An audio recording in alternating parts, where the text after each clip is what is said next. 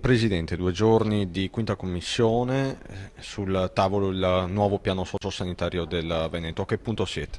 Ma sono stati 2 giorni intensi, 2 giorni nei quali si è lavorato molto e diciamo che alcune cose le abbiamo messe bene a fuoco. Il ruolo dei direttori generali, il loro potere, la loro durata.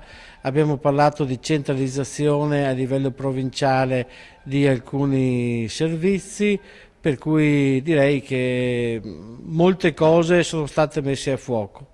Ecco, tanti argomenti sul tavolo in questi giorni si parla, ci sono state voci per quanto riguarda l'accorpamento delle USL, voci infondate. Ma l'accorpamento delle USL non è all'ordine del giorno e nessuna forza politica ha presentato emendamenti in questo senso, per cui direi un dibattito ma esterno alla sede istituzionale, magari più giornalistico che altro. Quindi le priorità adesso sono altre. Ma le priorità, in realtà una è la priorità, è riorganizzare il sistema sanitario veneto in modo che i prossimi anni siano anni nei quali diamo ai cittadini il massimo che possiamo dare con i soldi che abbiamo. Per cui questa è una scommessa veramente fondamentale e rispetto a questo verremo anche giudicati perché le regioni che lo stanno facendo cominceranno dall'anno prossimo ad avere i risultati. Le regioni che non lo stanno facendo, e sono alcune in Italia, stanno andando progressivamente verso il fallimento. Noi abbiamo un ottimo sistema sanitario, ma per mantenerlo ottimo dobbiamo aggiornarlo. A pagina 96 del nuovo piano sociosanitario si fa riferimento alla specificità di Belluno e all'unicità di Venezia. Ci sono buone probabilità per un accoglimento ampio di queste espressioni? Sì, noi però dobbiamo partire da un presupposto che è semplice e chiaro, che una equa suddivisione delle risorse è un fatto anche di democrazia. Allora, noi dobbiamo abbinare questo aspetto, cioè fare in modo che tutti i territori abbiano la stessa quantità di risorse o almeno una percentuale molto simile.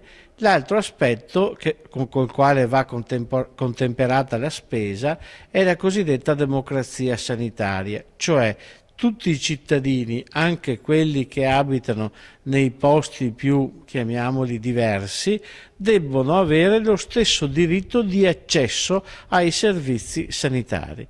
Allora, chiaramente uno che abita in una valle a Belluno, se ha un fenomeno acuto neurologico o cardiologico, deve avere vicino a sé un posto dove viene stabilizzato e dal quale poi viene condotto in un ospedale nel quale possono operarlo al cuore o fare altro.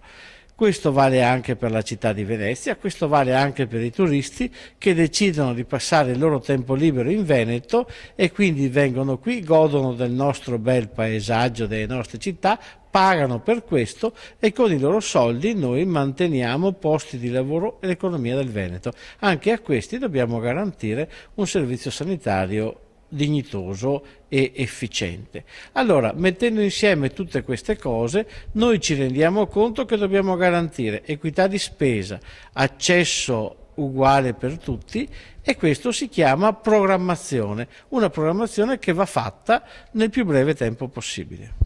Tempistica in breve. Guardi, noi abbiamo lavorato questi 2 giorni, ci siamo scambiati tante idee, sono stati 2 giorni molto fitti.